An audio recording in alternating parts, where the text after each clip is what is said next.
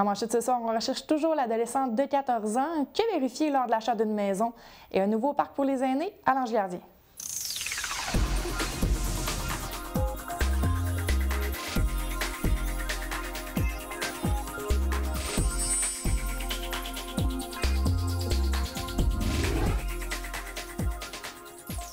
Bonsoir, mon nom est Josiane Hardy et bienvenue à cette édition d'InfoMag.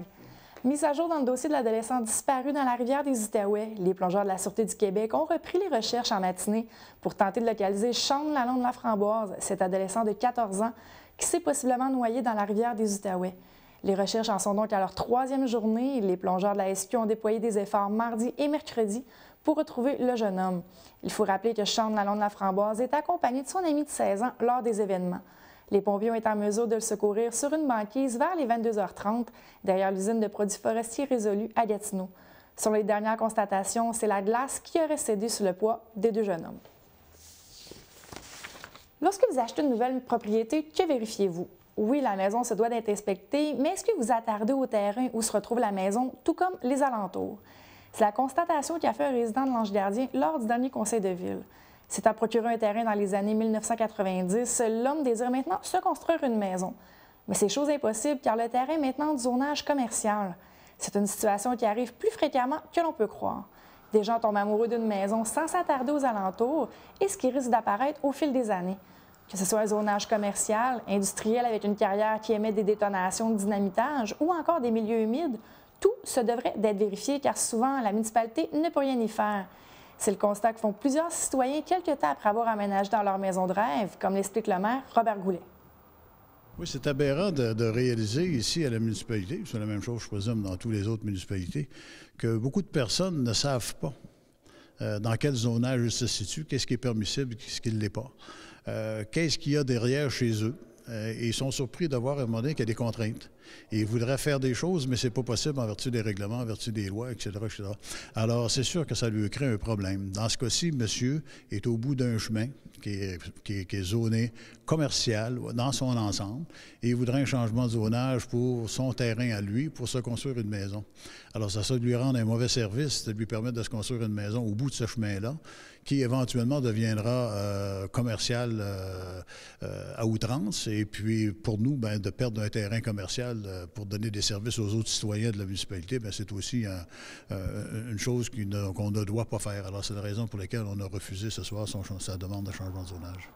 Afin de ne pas avoir de mauvaises surprises lors des semaines qui suivent l'acquisition d'une nouvelle maison, vous devez vous préparer.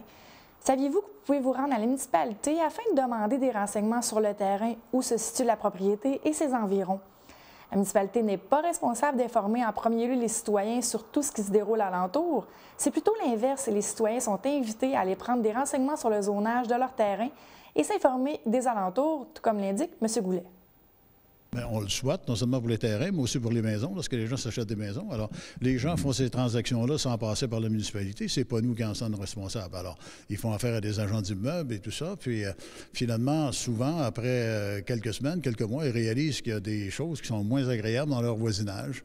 Et ils ne sont pas venus s'informer à la municipalité. Alors, ils devraient faire ça. Nous, on souhaite, on l'espère, que ces gens-là viennent nous voir et qu'ils nous posent des questions. Est-ce qu'il y a des contraintes dans le voisinage? Est-ce qu'il y a une carrière derrière chez nous?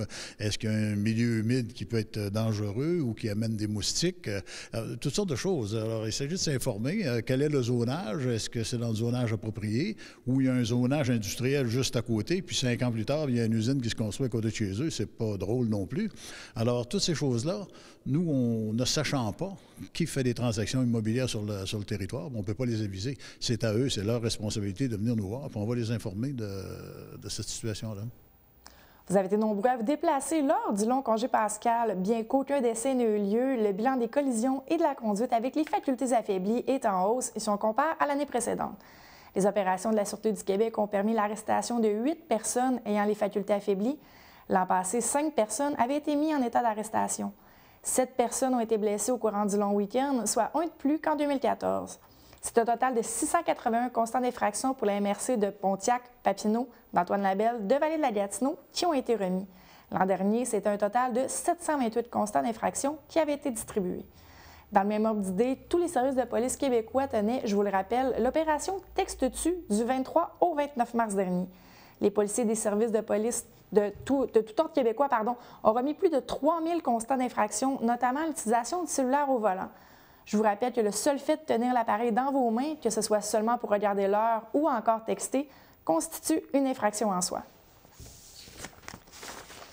Le 7 avril dernier était la Journée mondiale de la santé. Je poursuis aujourd'hui dans le même sens avec la Tournée de l'espoir. Afin d'amasser des fonds pour la recherche contre le cancer de l'ovaire, la créatrice Anne-Marie Chagnon ainsi qu'un membre de l'Institut du cancer de Montréal seront en région pour promouvoir la Ligue de bijoux Porteurs d'espoir. La collection a été présentée par la comédienne Sylvie Moreau et sa sœur jumelle Nathalie, qui est atteinte du cancer, mais qui a été diagnostiquée à temps. Les sœurs agissent comme ambassadrices de la Ligue de bijoux. À ce jour, Anne-Marie Chagnon a versé plus de 40 000 $ à l'Institut pour la recherche. Mais d'où vient cet engagement et cette créativité pour la cause? C'est ma manière à moi de m'impliquer justement dans la société. C'est une cause qui me tient beaucoup à cœur. J'ai rencontré Michel Saint-Pierre, qui a d'ailleurs récemment perdu son combat contre le cancer de l'ovaire. Et c'est une femme qui m'avait beaucoup touchée, que j'aimais beaucoup, et à travers laquelle donc j'ai décidé de m'impliquer dans cette cause-là et de faire des bijoux que toutes les femmes allaient pouvoir porter, aimer, apprécier, offrir, justement pour aller faire contribuer le plus possible à ma manière à la recherche contre ce cancer. Mme Chagnon sera ce samedi 11 avril aux boutiques suivantes, soit à midi à la boutique Le Local au 144 rue Édé, dès 13h30 à la boutique Le Nomade au 103 rue Principale à Elmer et à 15h à la boutique Le Cachet Urbain au 50 boulevard Saint-Raymond. Pour chaque bijou vendu, Mme Chagnon versera 5 $ pour la recherche. Mais les boutiques participantes lors de cette journée verseront également un 5 $ pour la cause. Les bijoux sont façonnés à la main et les gens auront le choix entre un collier, un bracelet ou encore des boucles d'oreilles et même le trio. Certaines personnes ne se sentiront pas interpellées par la cause, ne connaissant personne ayant été atteint de ce type de cancer. Ou encore, le prix des bijoux peut en faire reculer quelques-uns. Mais comme l'indique Mme Chagnon, on ne peut qu'être sensibilisé à la cause et tout don est bénéfique. C'est vrai que parfois, on ne connaît personne dans notre entourage qui a ce cancer-là, puis vraiment, je suis vraiment heureuse pour ces gens-là. Si tel est le cas, moi, je dirais, en fait, les ovaires aussi, c'est la base. Hein. Il n'y a personne qui serait ici, sur la planète Terre, si ça ne fonctionnait pas. On vient tous de là, on vient tous de notre mère. On a été enfantés. C'est quand même la base de la vie. Si ça, c'était pas là, il n'y a pas de vie. Vous pouvez aussi donner un don. Il n'y a pas seulement les bijoux. Quelqu'un veut offrir un don, il peut le faire. Il peut le faire lors de cette journée-là, dans les boutiques que je vais visiter, mais il peut le faire aussi à travers le site web de l'Institut du cancer ou à travers notre site. Tous les liens sont là. Vraiment, c'est à la portée de tout le monde. Il n'y a pas de petits dons. On revient à l'Ange Gardien alors que le conseil municipal a adopté une autorisation afin de soumettre une demande d'aide financière au gouvernement dans le cadre du programme municipalité Amis des aînés, le MADA. Cette subvention servira pour la création d'un parc, non pas pour les enfants, mais pour les aînés. Le parc que le maire espère procéder à l'ouverture dès cet été sera situé tout près du nouveau centre de la petite enfance sur le chemin Mary. Les plus petits et les aînés se côtoieront dans ce parc intergénérationnel. Ça fait déjà longtemps qu'on discute de la création d'un parc pour les personnes âgées. Alors, on construit toutes sortes de parcs pour les enfants, les plus petits, les plus grands, les adolescents. Puis nos aînés, on les envoie jouer aux cartes dans les centres culturels, tout ça. Alors, qu'ils ont besoin eux aussi de se détendre et d'avoir un certain plaisir entre eux avec des choses qui ont de leur âge. Alors, nous cherchions une opportunité de le faire. Alors, en adhérant à MADA, ça nous a permis d'avoir accès à des subventions. Alors, nous avons un projet à présenter à MADA qui porte justement sur l'établissement d'un parc pour les personnes âgées qui sera construit finalement sur le chemin Mary, là où on construit actuellement la nouvelle CPE. On a encore un grand espace de terrain. Là, on a cédé une partie de terrain pour le CPE, mais on a encore un grand espace. Et il y aura un parc de quartier qui va être installé là pour les enfants traditionnels avec toutes sortes de jeux. Et il y a encore de la place pour y faire également un parc pour personnes âgées qui sera agrémenté de toutes sortes de jeux à leur convenance. Ils nous diront exactement qu'est-ce qu'ils veulent avoir. Le mois d'avril est le mois de l'autisme. De nombreuses activités sont en cours, notamment le défi Twizzler. Malgré ces activités rigolotes, l'éducation de la population face à l'autisme continue de jour en jour. Il existe de nombreux types d'autisme et j'ai rencontré à ce sujet M. Louis Terrien qui a un parcours qu'on peut qualifier d'inspirant.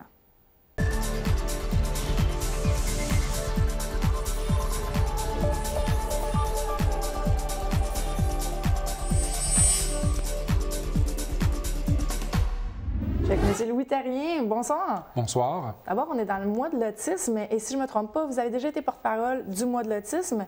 Qu'est-ce que c'est justement ce mois-là? C'est un mois pour faire, dans le fond, le bilan de tous les chemins qu'on fait avec l'autisme et, dans le fond, de rappeler aux gens que l'autisme existe encore, que ça existe, l'autisme, que les gens qui sont atteints de l'autisme ne sont pas soit des déficiences totales, qu'on ait toutes des capacités différentes et qu'on soit aussi capable, avec les bons soins, avec les bons aides, d'être des membres productifs de la société, ce que pas mal tout le monde, j'espère, veut être. Pour être productif, tu l'as été justement, on va pouvoir au courant de l'entrevue faire un bilan de parcours, si je peux dire, mais plus spécifiquement, tu es atteint du syndrome d'Asperger, c'est ça? Qu'est-ce que c'est? Le syndrome d'Asperger, c'est une forme d'autisme. Donc, l'autisme, c'est pas juste l'autisme classique où qu'on pense avec un jeune assis dans un coin en position fétale, en train de brasser puis de chanter des affaires à lui-même. L'autisme, c'est plusieurs branches d'un même arbre. Donc, l'autisme classique, c'est ce que la plupart des gens imaginent. Le syndrome d'Asperger en est un autre. L'autisme de haut niveau est à peu près mi-chemin entre les deux que j'ai mentionnés. Et il y en a d'autres qui déforment plus rares, comme le syndrome de Rett ou le TED non spécifié. Trouble envahissant du développement veut dire TED, qui est un autre mot pour autisme.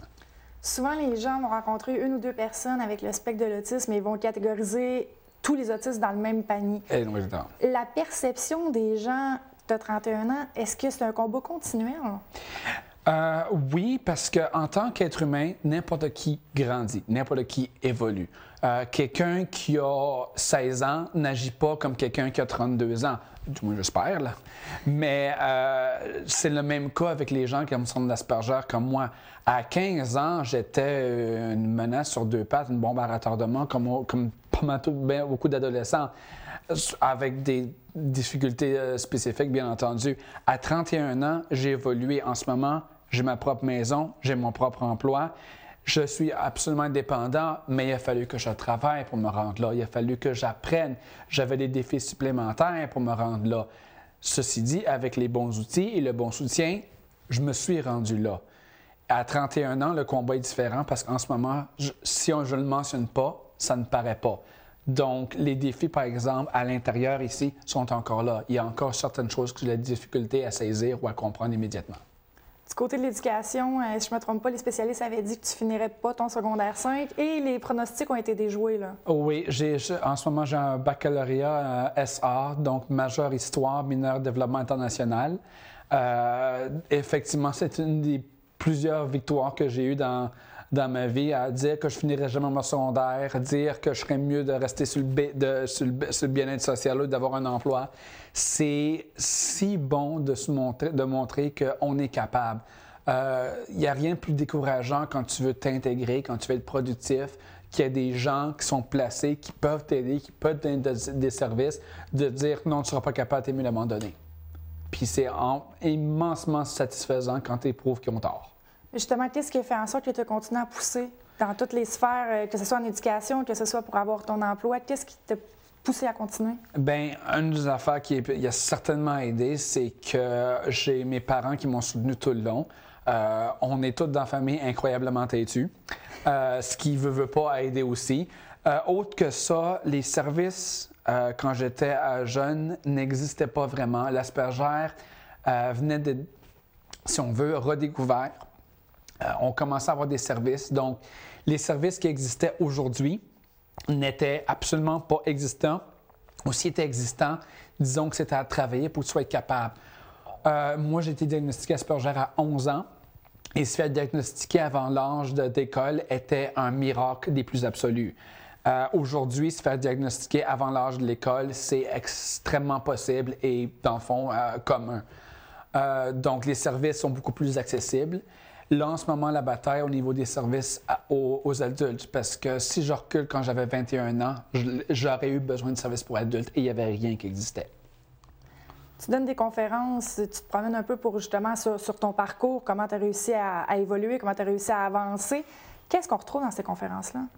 On retrouve, dépendamment à qui je fais la conférence, parce que je suis aussi capable de dire ça au commun des mortels, comme je suis capable de jaser au niveau des futurs enseignants, aux futurs médecins. Donc, dépendamment à qui je m'adresse, je vais avoir un niveau de généralité ou de spécialisé différent. Mais en somme, on inclut qu'est-ce que c'est mon aspergère, comment j'agis, on démystifie les mythes en disant qu'on n'est pas une espèce de bombe à retardement qui va exploser en cris puis en pleurs à la moindre provocation, au moindre commentaire. On est des êtres humains. On va réagir sur un système d'opération différent. C'est la meilleure façon que je peux le dire. Mais c'est oui qu'on est capable d'avoir des blocages. En fond, on est des max. Tu essaies de prendre un jour, on fait « Qu'est-ce que c'est ça? » Mais non, sérieusement, on a des blocages, effectivement, on a des défis, mais je veux démystifier ces défis-là, puis je veux démystifier qu'on peut être des membres productifs de la société. On est capable d'avoir un emploi, avoir une famille, et on veut avoir des membres productifs dans le public. J'ai rarement rencontré un jeune qui son aspergère qui ne veut pas plaire à son entourage. Si je ne me trompe pas, il y a même des hauts placés, le ministre de l'Éducation aussi que tu as rencontré. Oui, la dernière conférence que j'ai faite en février l'année passée, c'était dans le Salon de l'accessibilité à l'emploi. Et je devais témoigner de mon parcours parce que, étant engagé au Casino du Lac-Lémy, j'ai eu une intégration, et je pèse mes mots, exemplaire. On a dû, par exemple, faire accès à un programme qui était à Montréal qui s'appelait Accès Emploi, si je me souviens bien. Et c'est un programme qui spécialise avec les gens autistes en emploi. Donc, on a fait venir quelqu'un de là. Et donc, la conférence où j'ai rencontré le ministre et je devais témoigner devant le salon complet qui incluait le ministre de l'Éducation et de l'Emploi à l'époque, qui incluait les différents gens les différents ministres, les différents responsables d'Emploi Québec et des cégeps sur comment mon parcours d'emploi a été fait grâce, entre autres, à l'organisme de Montréal et au Casino de Lac-Lémy. Excellent. C'est très, très inspirant. C'est tout le temps qu'on a. Merci beaucoup. Là. Merci.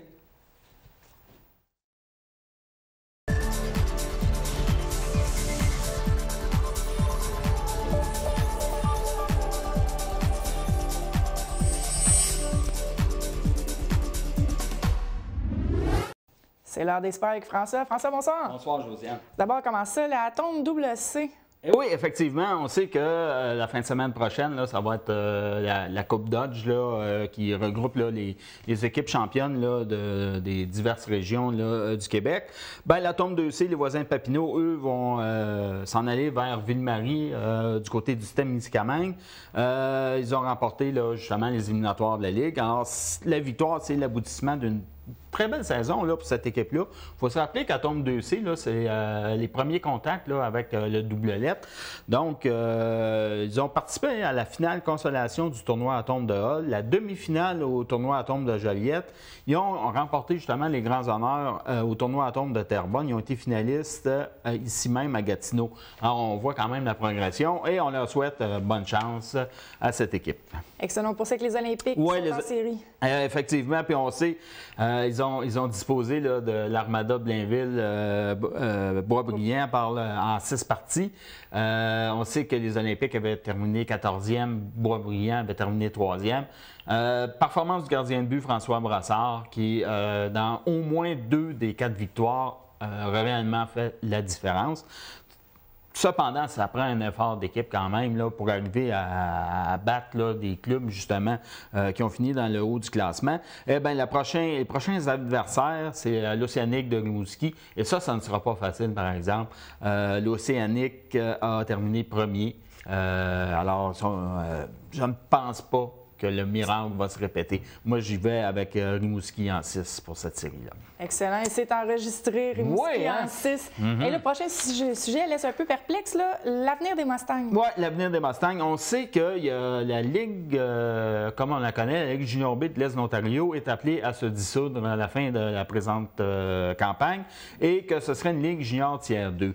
En date, disons, de janvier 2015, les Mustangs en faisaient partie, mais là, il y a d'autres équipes qui ont joint, qui ont manifesté leur intérêt. Et là, c'est moins sûr que les Mustangs fassent partie de la Ligue. On sait aussi qu'il y a eu ce fameux reportage là, à Radio-Canada qui a très mal fait paraître l'équipe. Alors, les Mustangs ont décidé d'organiser une conférence de presse lundi 13 avril au Sportsplex, au Senseplex, le Richcraft. Ça, c'est à Orleans, naturellement pour les anglophones. C'est 813 Sheffield. Alors, si justement, on veut faire le point un peu sur toutes ces allégations médiatiques-là, on veut montrer que les Mustangs, c'est quand même une organisation qui a de la date, si on peut dire, là, qui ont été dans la Ligue depuis de nombreuses années. On verra ce que ça va donner, mais moi, je ne sais pas. Ça reste à voir. Ça reste à voir, oui, effectivement. Excellent. Et là, le Club de la Petite Nation fait belle figure en boxe. Oui, c'était lors du championnat des Gants dorés qui s'est tenu du 27 au 29 mars dernier, à Rivière-du-Loup. Il y a 4 athlètes qui ont remporté la médaille d'or, donc c'est bien. Il y a Billy Person, Vanessa Lepage, Johannis. Elle, on la connaît, elle gagne presque tous ses combats. Stéphane Benoît, ainsi que Zachary Carrière-Laroche, qui, lui, grâce à cette victoire, se taille une place sur l'équipe du Québec. Alors, il sera du prochain championnat canadien dans la catégorie juvénile. Il faut aussi souligner les performances de Nathan Ménard et Mélanie Trottier qui ont remporté des médailles d'argent. C'est quand même excellent. Et la prochaine étape pour le club de boxe, ça sera la Coupe Imperium à Terrebonne. Et naturellement, il y a plusieurs de ces boxeurs aussi qui vont être en action lors du gala du club de boxe de la Petite Nation qui va se dérouler à l'intérieur des jours J. BMR de la Petite Nation, c'est le 6 juin prochain.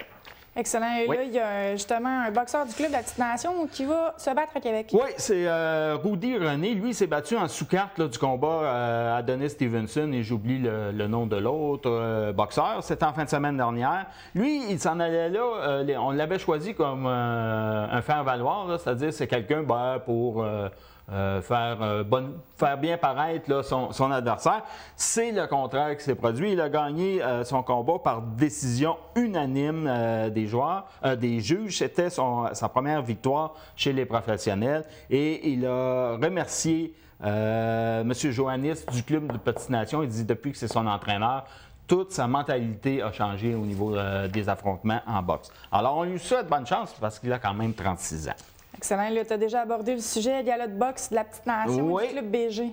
Oui, c'est ça. Ça devrait être le 27 juin prochain, donc on aura le temps d'en reparler, mais inscrivez ça immédiatement à l'agenda. Et c'est comme l'an dernier, ça va avoir lieu au centre sportif et c'est en collaboration avec le Club BG et les Mustangs de Gatineau. Excellent. Là, on change complètement de sport, karaté. Oui, on sait que le karaté-kama, tradition d'excellence dans les compétitions internationales. Et cette année, ça ne fait pas ça ne manque pas non plus.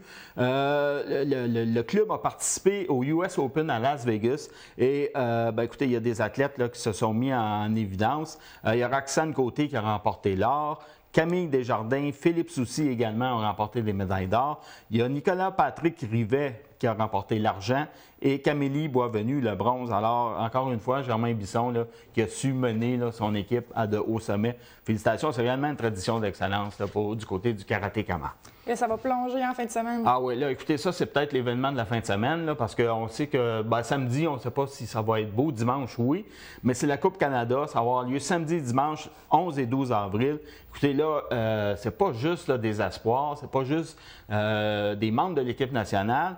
Ce sont des médaillés olympiques qui vont venir. Il y a Jennifer Abel, il y a Pamela Ware qui vont être là, Roselyne Fillon et Mégane Béfeito. Alors, c'est réellement, c'est relevé, c'est la crème. C'est comme si pendant un match de hockey, on aurait Wayne Gretzky, Guy Lafleur, Mario Lemieux qui se déplacerait à l'aréna pour venir saluer les gens. L'impact est aussi grand. Écoutez, c'est 112 plongeurs de calibre olympique. 19 pays sont représentés, dont la Chine. Le seul absent de marque, c'est les États-Unis, mais eux sont déjà pris avec une compétition là, des championnats nationaux chez eux. Et je rappelle qu'il y a 500 places à la piscine au centre sportif. Le prix, 15 $ par jour pour les adultes et c'est 5 $ pour les enfants. Et on poursuit en ringuette. Oui, en ringuette, Chantal Saint-Laurent de l'équipe du Fusion de Gatineau s'est vu décerner le prix de du joueur, de la joueuse, si on peut dire, la plus utile de la Ligue. Alors, écoutez, elle a inscrit 75 buts en 28 parties. Et je lisais là, un peu plus loin dans l'article, elle espère être invitée au camp d'entraînement de l'équipe nationale de ringuette. On va dire, s'ils ne prennent pas quelqu'un qui a compté 75 buts, je voudrais voir de quoi est composée l'équipe. Alors, on lui souhaite bonne chance et on aura une chance d'en reparler. Oui. Et là, on poursuit en ski acrobatique. Oui, c'est le jeune Félix Bertrand qui a participé à ses premiers championnats canadiens et il a remporté le bronze dans les disciplines en bosse simple. Lui, c'était naturellement dans la catégorie U14. Le championnat, mais écoutez, c'est bien, ça se déroulait.